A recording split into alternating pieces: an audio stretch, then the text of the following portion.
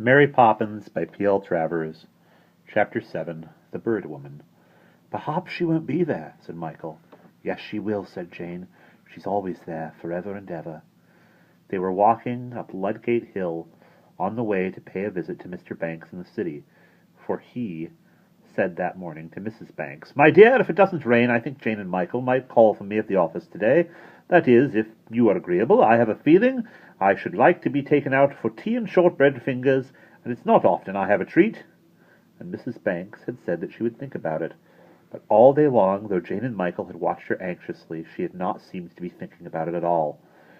From the things she said, she was thinking about the laundry bill and Michael's new overcoat, and where was Aunt Flossie's address, and why did that wretched Mrs. Jackson ask her to tea on the second Thursday of the month when she knew it was the very day Mrs. Banks had to go to the dentist's? Suddenly, when they felt quite sure she would never think about Mr. Banks's treat, she said, "Now, children, don't stand staring at me like that. Get your things on. You are going to the city to have tea with your father. Had you forgotten?" As if they could have forgotten, for it was not as though it were only the tea that mattered. There was also the Bird Woman, and she herself was the best of all treats. That was why they were walking up Ludgate Hill and feeling very excited. Mary Poppins walked between them, wearing her new hat and looking very distinguished.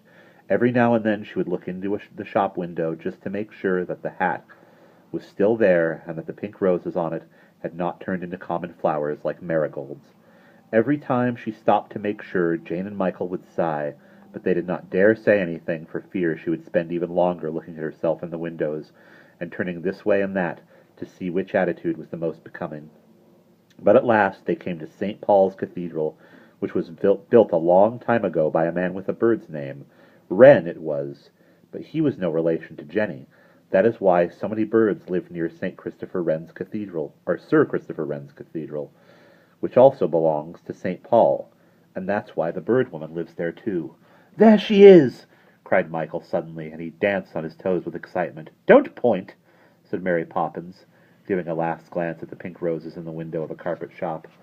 "She's saying it! She's saying it!" cried Jane, holding tight to herself for fear she would break in two with delight. And she was saying it. The Bird Woman was there, and she was saying it. "Feed the birds, twopence a bag. Feed the birds, twopence a bag.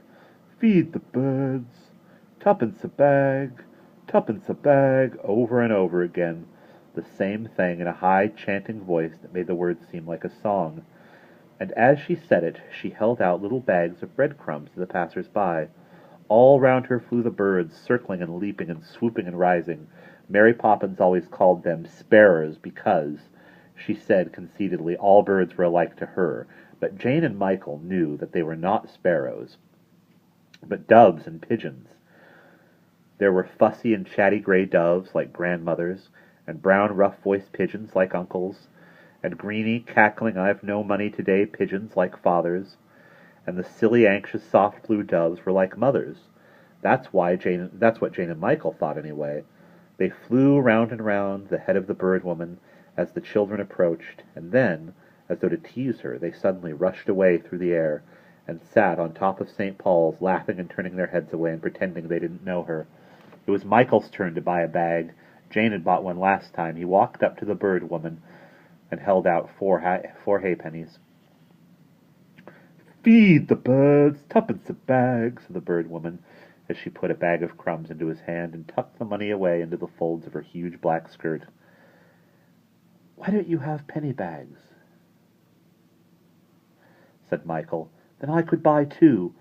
"Feed the birds, twopence a bag," said the Bird Woman, and Michael knew it was no good asking her any more questions.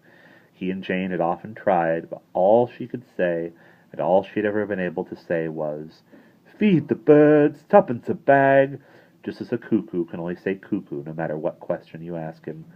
Jane and Michael and Mary Poppins spread the crumbs in a circle on the ground, and presently, one by one, at first, and then in twos and threes, the birds came down from St. Paul's.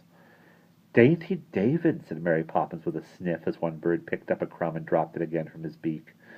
But the other birds swarmed upon the food, pushing and scrambling and shouting.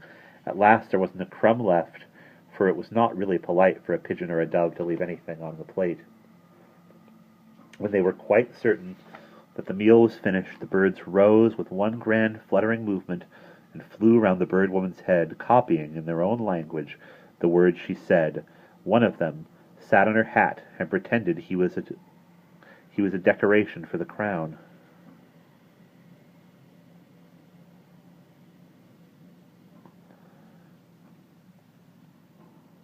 And another of them mistook Mary Poppins' new hat for a rose garden and pecked off a flower. "You sparrow!" cried Mary Poppins, and shook her umbrella at him. The pigeon, very offended, flew back to the bird-woman, and, to pay out Mary Poppins, stuck his nose in the ribbons of the bird-woman's hat. "You ought to be in a pie, that's where you ought to be," said Mary Poppins to him very angrily. Then she called to Jane and Michael. "Time to go," she said, and flung a parting glance of fury at the pigeon, but he only laughed and flicked his tail and turned his back on her. "Good-bye," said Michael to the bird-woman. "Feed the birds," she replied, smiling. "Good-bye," said Jane. "Tuppence a bag," said the bird-woman, and waved her hand. They left her then, walking one on either side of Mary Poppins. "What happens when everybody goes away like us?" said Michael to Jane. He knew quite well what happened, but it was the proper thing to ask Jane because the story was really hers. So Jane told him, and he added the bits that she had forgotten. "At night, when everybody goes to bed," began Jane. "And the stars come out," added Michael. "Yes, and even if they don't, all the birds come down from the top of St. Paul's and run very carefully all over the ground, just to see there are no crumbs left, and to tidy it up for the morning. And when they have all done that—" "You've forgotten the baths!" "Oh, yes. They bathe themselves, and comb their wings with their claws, and when they have done that, they fly 3 times round the head of the bird-woman, and then they settle." "Do they sit on her shoulders?" "Yes, and on her hat." "And on her basket, with the bags in it?" "Yes, and some on her knees, when she smooths down the head feathers of each one in turn, and tells it to be a good bird." "Is that bird language?" "Yes, and when they are all sleepy, and don't want to stay awake any longer, she spreads out her skirts as a mother hen spreads out her wings, and the birds go creep, creep, creep, creeping underneath, and as soon as the last one is under, she settles down over them, making little brooding nesting noises, and they sleep there till the morning." Michael sighed happily. He loved the story and was never tired of hearing it. "And it's all quite true, isn't it?" he said, just as he always did. "No," said Mary Poppins, who always said no. "Yes," said Jane, who always knew everything. And that is the end of Chapter 7.